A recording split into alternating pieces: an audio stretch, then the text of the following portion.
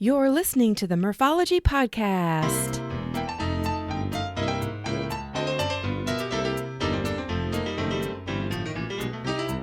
Thanks for tuning in to the MurphologyPodcast. AKA Murph here to share interviews about biking experiences from bicyclists who have pedaled to places all over the U.S. Each week, we will get to know new people and explore new destinations to ride your bike. As you listen to these adventures, you may wonder, why haven't I done that yet? Well, I have a very fun guest on the show today. We've got Cheese with us. Hi. That's your name, isn't it? Well, since 1987 it has been. Seriously? Yes. So full name is Brandon Parizek. Correct. Very good. That's I don't pretty even good know pronunciation. if I said it the right way? Yeah. Okay, yeah. Back in the day when you had phones in your house, that's how you could tell somebody was not a friend. They'd be like a cold call. They couldn't say my last name. Oh, sure, yeah. Brandon, is Tom Parizek there? Nope, sorry, he's not here. Don't know you. Because you're a stranger. Yeah. Yep. Oh, man. Well, you are going to be on the podcast, or you already are. Yeah, you I'm here. Literally. You are literally on the Murphology podcast to talk about some of the fun experiences and destinations you've been on your bike. But then there's also a fun side conversation that we are going to have because you work at a place that manufactures. We make wine, but we technically make neutral grain spirits, and we turn that into dark aged spirits. But what we're going to talk about today is a neutral grain spirit called vodka, or called bagger vodka. Yum, yum, yum, yum. We should probably talk about all those spirits because, I think people who listen probably know that along with biking, there's usually a beverage of some sort, whether it's coffee, beer, or wine, or spirits. So you got to keep your liquids balanced. Right. Hydration. Important. Sure. Okay. Well, first off, what's with the nickname? You said you've had it since the 80s. It's winter of 87. Okay. Wrestling practice, Cedar Rapids, Kennedy. Okay. Rick Blackwell. He's a bicycle. Oh yeah, he is. He runs the Lizard Kings, one of the guys that makes that happen. Yeah. My team I ran with for 7 years. Oh my gosh. Yeah. And so I've known Rick for a long time. But so 87, wrestling practice, Cedar Rapids, Kennedy. They start making fun of our last name as we ran laps in wrestling practice. Parizek, it went Parizek, Parchizek, Cheezik, Cheese. Oh my goodness. So my brother was a senior and I was a freshman at the time. Oh my gosh. And it went, my brother was the bacon double cheeseburger. And I was single cheese with pickles on the side. Okay. And it's just kind of rolled on from there. Yeah. My first email is cheesapleasa@yahoo.com. Send me an email, people. Really? So it's still active. And you're still, and literally, even when I'm talking about you to somebody that I don't even know if they know you, like, oh, I'm friends with this guy, his name's Cheese. Oh, yeah, I know Cheese. More people know me as Cheese than Brandon. It's on my business card today. Really? Yeah. It's kind of like, I'm Murph. A lot of people don't know my first name. That's not your first name? It's both names. If you want the queso, just say so. Cheese, cheese, cheese. Wow. Well, you mentioned briefly Lizard Kings, and for those who maybe don't know what that means, it's actually a bicycle team. You guys, I don't know if you still do, but the Lizard Kings have awesome recognizable jerseys, so everyone always knew when the Lizard Kings were coming into wherever we were. Yes. But what sort of bike events have you participated in? Well, I've done RagBri. Ridden. I won the race 7 times. Oh my gosh. Yeah, I'm really fast. Well, side note, it's not a race. You know that, right? Oh. Yes. But good for you. I won. That's why I won, because that's not a race. No, but I've done that. That was. If you have not done RagBri, you should. Yeah. Because it's just one of the coolest things. You're in the middle of nowhere with 15,000 people. Right. And you got to pedal every mile yourself. It's pretty cool. Yeah, it is pretty cool. I have ridden my bike from Fort Collins, Colorado, up to Estes Park in Colorado one day. Wow. Wait, in one day? In one day. And I don't have a map in front of me, but is that like 20 miles? That's probably like 45 to 50 miles of riding and a lot of elevation climb. Oh, yeah. So I just finished RagBri, like my 3rd or 4th one. I thought, I was out in Fort Collins for work, and a group of people were riding up to Estes Park for a work event. There's like 12 of them. You're like, I could do that. I'm like, can I swear on this? Is that okay? Yeah, you can swear. I'm like, fuck it, I'll do it, The night before, at like 12 o'clock, kind of drunk, I'm like, yeah, fuck it, I'll do it. Yeah. So I went and bought some fruit because I figured I was going to be hungry in the morning. Sure. So I hit it outside because we were staying at the Hilton Hotel on Prospect there. And so about 6:30 in the morning, we jump on the bikes and start riding. I'd never been in the mountains before in my life. Oh, gosh. Never in my life. So I had no idea what was going to happen to my body. It just kicked my ass. I did it. I did every mile. I rode every mile. Yeah. I never cramped up so bad in my life. And it was just, I was riding up with seasoned bicycle riders that, lived in the mountains. Yeah. That were So they were accustomed and adjusting to it. right. And they're riding up the mountain with no hands doing oneies. Oh my When I say oneies, I don't mean wheels, Right. wheelies. And it was just like, but it was probably one of the more epic things I've done. Yeah. And I would probably never do it again. Knowing that now, no, not interested. Because you're talking major elevation, you're talking being acclimated to the high elevation. Oh my gosh. You evaporate, your body evaporates water Yeah. at a much higher rate at elevation. Oh. And so your heart starts working faster. And my heart was just beating and beating and beating. And I couldn't get it into regulation. I couldn't Right. control it. So Joe Menetry, our director of sales, slowed down with me. He goes, "Cheese, you got to slow down, Yeah. slow your legs down, let your heart figure it out." And I did that. I mean, I probably could have walked it faster, but I stayed on my bike. Well, and if you got like seasoned riders with you, you're also playing catch up. You're Exactly. like, I don't want to get dropped. I don't want to be. Oh man. And to their tribute, they were coworkers, but they weren't going to leave me behind. It was pretty cool. Yeah, yeah. Should we talk about where you worked then? Because I think that's a good, like a Right now, where I work now, where you worked then. I worked for New Belgium Brewing Company back then. Yeah, everybody knows Fat Tire beer Yep, absolutely. that is with New Belgium. So, funny side story. I talked about a couple episodes ago my fleet of bikes, and one of my bikes is a New Belgium Cruiser, and I won that at some event that you had. I think it was with the Cedar Rapids baseball team called the Colonels. Oh, the bike to the ballpark. Did you Bike remember to the ballpark. Yeah, bike yeah. to the ballpark. Yes. Yeah. And so won the bike, and it's literally hanging in my living room. And then I went up to Fort Collins, right? That's where New Belgium is, and toured the brewery. And then I ended up finding the jersey that matched the bike. So is the jersey hanging next to the bike now? The jersey's in the basket of the bike right now. Nice. So I've only had it out in the world a couple times because it's more like an art object than a bike. But yeah, and I do believe my old job, you had several New Belgium Cruisers that were housed in our main room. I was going to say one, but maybe two. Okay. Was that Ecolipse? Yeah, Ecolipse, yeah. That's actually the one that's down there is the bike they give you after 1 year of employment. Oh. So when you work at New Belgium for 12 months, Yeah. you get that current year's model. Ah. I started in 2009, so it would have been a 2010 model, like a cardboard brown colored one with some yes. like nice yellow and red dots on it, and a Yep. nice homemade custom built basket on the front. Yeah. That was pretty sweet. Now, I think this is something you participated in, but along with, the New Belgium Cruiser, which is a 1-speed and it has coaster brakes, and it's not the best fit, you're No. kind of crunched up on it. But somebody in Iowa did a New Belgium Cruiser bike ride. The fondue, Yes. Ray Bennett and Scott Yeah. Sumter put that on. Yeah, with the help of me, of course. I was the nut checker that day. Oh, I checked nuts, which means I had wrenches. I tightened everyone's nuts. oh, got it. Okay, yeah. So on the bike, right? Yeah, I didn't ride. But they all did 100 miles. 100 miles on those bikes. So we made a route for those of you who are familiar with Central Iowa. Yeah. We went from the L-Bait shop in downtown Des Moines all the way up past the High Trestle Trail Bridge to, I believe it's the Woodward. in Woodward. Is Yeah. it the Nighthawk? No, it's It is the Whistling Donkey. Thank you. So we Yep. rode up to the Whistling Donkey, and then they rode back down through Des Moines, down to the Cumming Tap in Cumming, Oh my gosh! and then back up into the bait shop. It was actually, I think, 112 miles, I believe. Wow. And I was in my car. I was support. Yeah. I was checking nuts. Scott had this yellow vest made up for his official nut checker. I still have it. It's awesome. And I was exhausted. Right. And I was in the car. And I'm like, fuck. These guys, It was a long. it was a baller day. Yeah. Wow. Good thing that there was a nut checker though. I checked nuts. So in general, what do you enjoy about group bike rides? Group bike rides? Well, it's Yeah. the people. It's the gosh, people, and it's yeah. also the fact that you can do whatever you want. It's a group event, but if you want to sit back and play another game of dice, or if you want to get ahead and go get the first tenderloin, Yep. you can do that. Yeah. It's just the individual camaraderie in a weird way. Yeah. Yeah. And On your left. exactly. Yeah. Bike back or car back.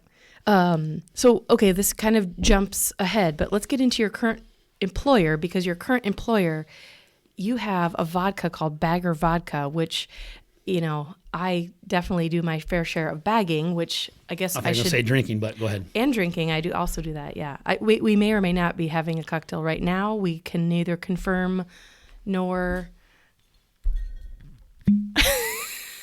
deny. Confirm or deny. That was awesome. That's going to make it. That's awesome. We're keeping that in, yeah. Anyway, I do my fair share of bagging, and I probably should define that. It's basically, kind of like bike packing, but you take your bike and somehow you fit all kinds of crap on it. Stuff you don't need, but maybe once every 2 years. Maybe you'll need it, maybe you won't. And so I have panniers, which hook onto bike racks that hook onto your bike frame, and then you put lots and lots of stuff in it. And so Bagger Vodka is just like a really cool connection there. But a quick interruption to tell you this week's podcast is sponsored by Lizard Lips Lip Balm. These great lip balms contain natural ingredients, come in a variety of flavors, and you can choose certified organic or balms with sun protection. Check it out at lizardlips.net. Now back to the show. But before we get into Bagger Vodka, let's talk about your current employer, which is Cedar Ridge Vineyard, Winery, and Distillery. So to be able to say that there's a winery in Iowa is an interesting statement. Most people think you're weird because it's tough. Well, it's tough to grow good winemaking grapes in this type of climate. Yeah. Yes. And I can actually look out your office window and see a vineyard. Yes. You do. You have grapes. We grow grapes. Yeah. We sit on 75 acres of property, and probably like 18 to 20 of those acres are for our vineyard. Okay. We'll do, let's just say, I don't even know the case amount. Well, our total is $620,000 in sales this year for wine. Okay. We only do that really in Lynn and Johnson County.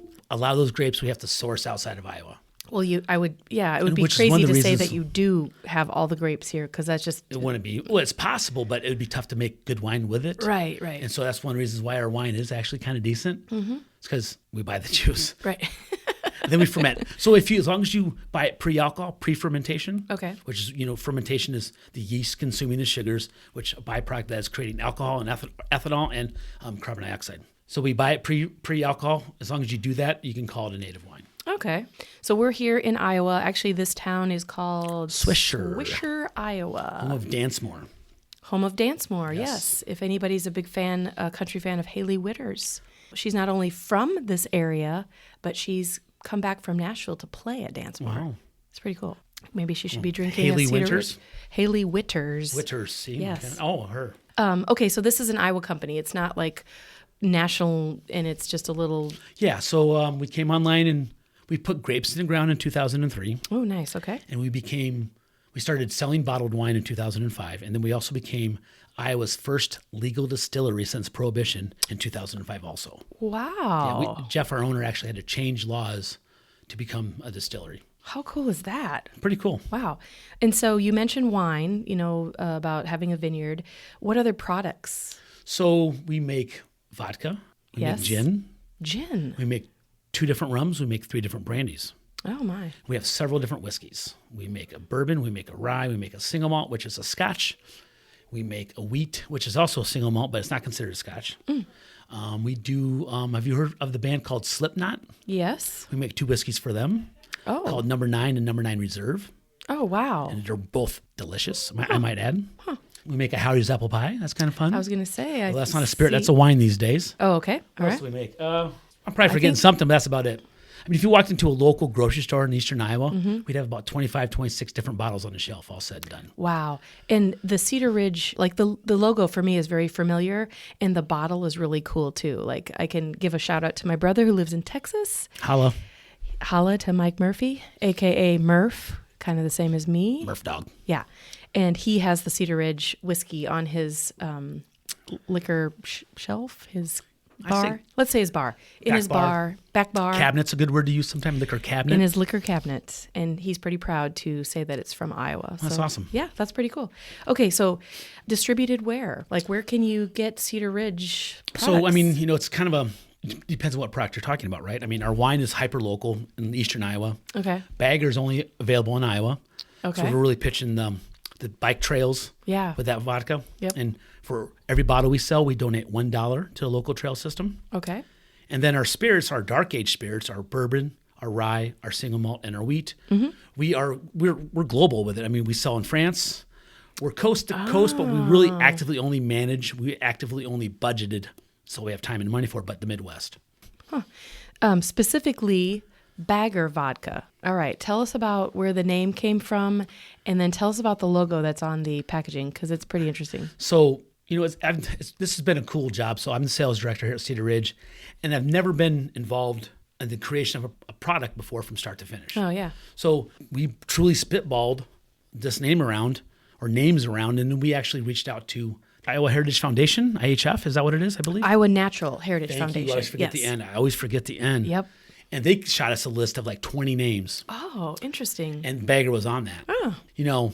People have a lot of opinions or preconceived what a bagger is. Sometimes they're kind of, Dirty bagger. Thank you for saying that, because I didn't want to, but yes.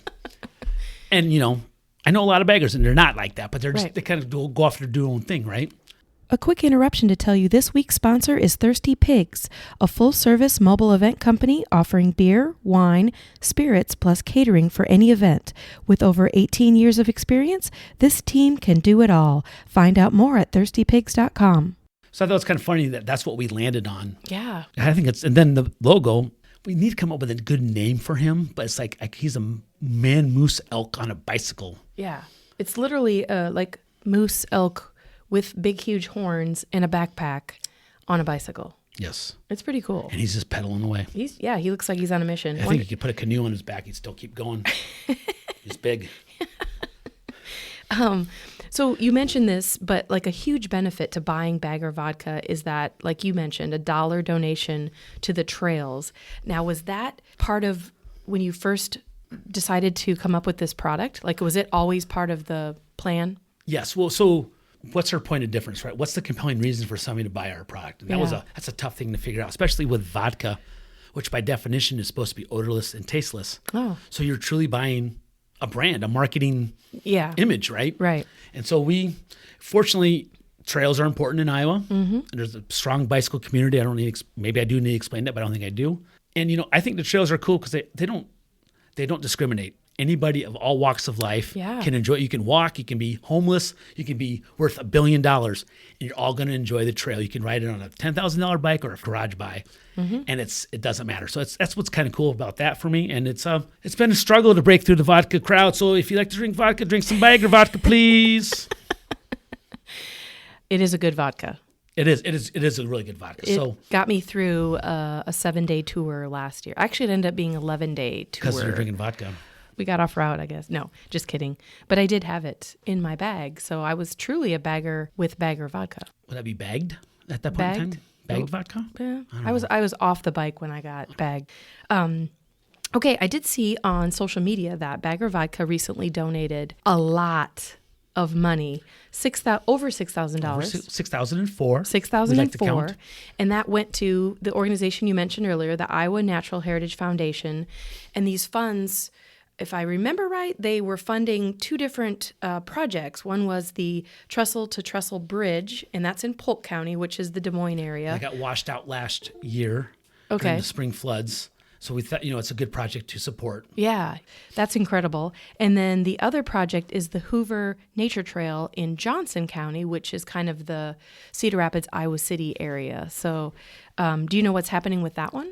Getting close to finishing it, I believe. But it's what I learned through Iowa Natural Heritage Foundation is that it's almost $1 million to complete 1 mile of paved trail. Oh, my gosh. From start to finish, from land grabbing and all that stuff, it's almost $1 million, which is almost seems how can we even do that? And it does seem incredible, but like when I was actually on this trail Saturday, and if you see all the equipment that's there, like they're waiting for the ground to unthaw, but there's all kinds. So I can imagine when there's actually action going on that there are tons and tons of workers. So I can see that it probably adds up pretty quickly. Plus, like you mentioned, buying the land and that's just to build it, let alone maintain it.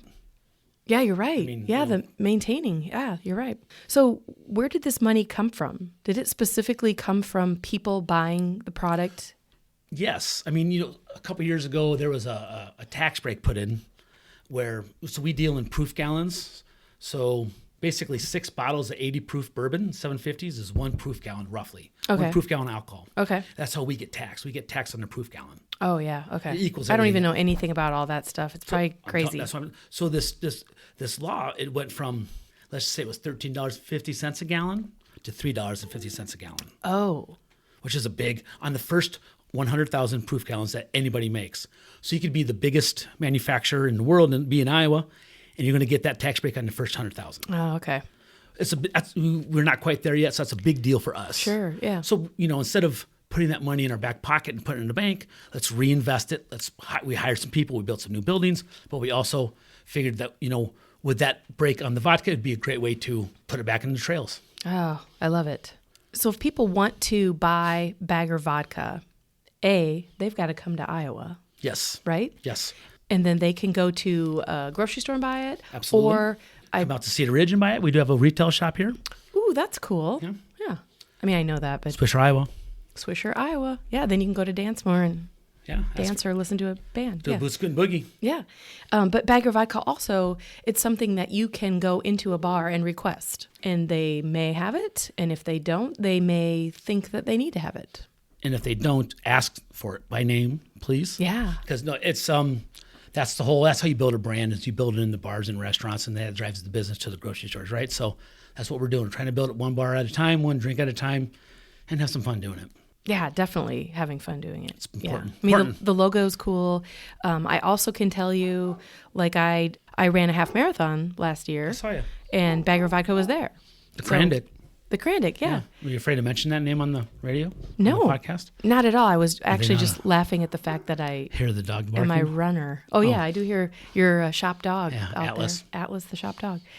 No, but you were there with a stand, and it was really fun because you had props that people could take photos with, and then also you were giving away little samples of Bloody Marys. Which, people like. Oh, yeah. I'm not a big Bloody Mary guy myself, but... Oh, gosh, I am. Give me some hot orange juice or lemonade, I'm okay. There you go. So what kind of things do you have going on with Bagger Vodka in the near future? In the near future, sure. So we're actually going to do a couple trail cleanups. We're going to do one in central Iowa. We're going to do one here in Cedar Rapids. Nice. We're bookending Earth Day with that. And then we're actually going to be one of the sponsors of the Krandic Marathon again. What else are we doing with Bagger? Boy, we're going to be part of Irish Festival up in Cedar Falls, Waterloo. Yeah, that's a big event if you've never been. And it's just a really cool event. Yeah. So a lot of people who listen to this podcast, fortunately or unfortunately, have to hear me talk about Ragbri all the time. Sure. So the Bri. I won that once. I thought you said 7 times. I won it. I won. Ladies and gentlemen, he's changing his story. It's the vodka in me. Some of these people don't live in Iowa, and they'll be coming to Iowa in July to be part of Ragbri.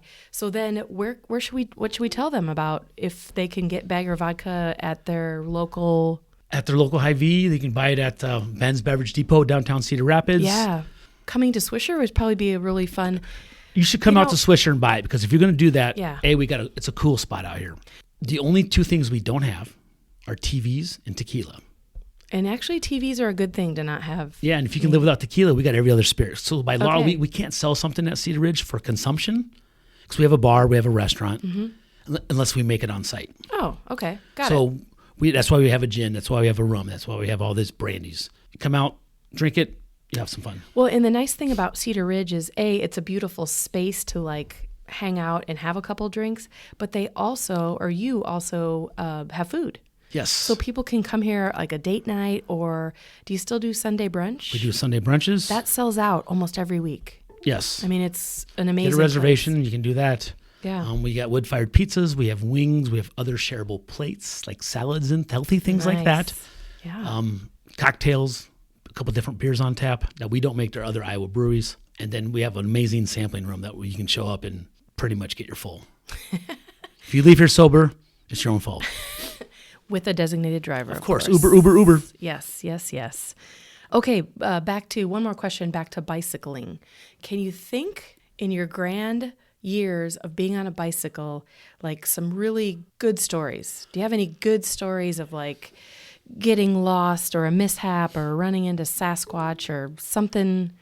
Boy, good stories on a bicycle. I mean, you keep the fun between your legs on a bike, right? There's a T-shirt that says that, I think. I'm sure there is. Or a bumper sticker. I mean, one of my fun stories was when I rode my bike up to Estes Park, because that was so memorable. I'm trying to think, because you asked me to be prepared for this question. You want me to leave this in? I don't care. This is funny stuff to me. That's probably when people would turn us off. Like, have you ever also, crashed on your bike? Oh my gosh. I was a kid, like, I'm going to say 7th grade. Okay. And there's like 7 of us on I had a Schwinn Varsity 10-speed. Ooh, badass. Nice. And we were off-roading on them because that's what you do with 10-speeds, right? I'm going down this really sharp hill up by Madison Elementary School on the northwest side of town. Okay. There was a ditch. The weeds were growing up pretty high. Okay. And some people went down before me. And I said, no one else would like actually ride their bike the entire way down. So I did. And at the bottom of this hill, there's this ditch. I went right in this ditch. Oh. Bet my forks went flying over my bike. Landed on my water bottle, went flying. Knocked all the wind out of me. And then another time I was riding the Roosevelt to work out for football. And I was on the same bike, I believe. And I turned over the wrong shoulder to look behind me. Oh. And my handlebar caught a mailbox. And, I went flying. That was pretty good. That was a pretty good one. And I have this scar in my front left shin. You still have the scar? No, I think it was my front left. And I always tell people it's one from a bear attack. Oh, well, they scratched me up pretty good. A much better story. Well, they're both pretty good stories. I like to make fun of Iowa State people. Ooh. So when I was at New Belgium, we did bike rides called the Urban Assault Ride. Oh, yeah. And they were huge successes, especially in Iowa. We'd have like 1,200, 1,300, 1,400 people show up. And I have 2 stories for Urban Assault Ride. Yeah. It was the race this is a race. It is. This is a race. Yeah. And Sunday mornings, I've like done 10 o'clock, 9 right. o'clock in the morning. So I get on stage. We're throwing down the rules. Hey, can anybody tell me what time it is? Oh, it's like 9:42. And I say, Iowa State still sucks. And like half the crowd, 700 people loved it. Right. The other half, I was going to say, took it way too serious. You're close to cyclone territory. Yeah, it was hilarious though, because oh my God.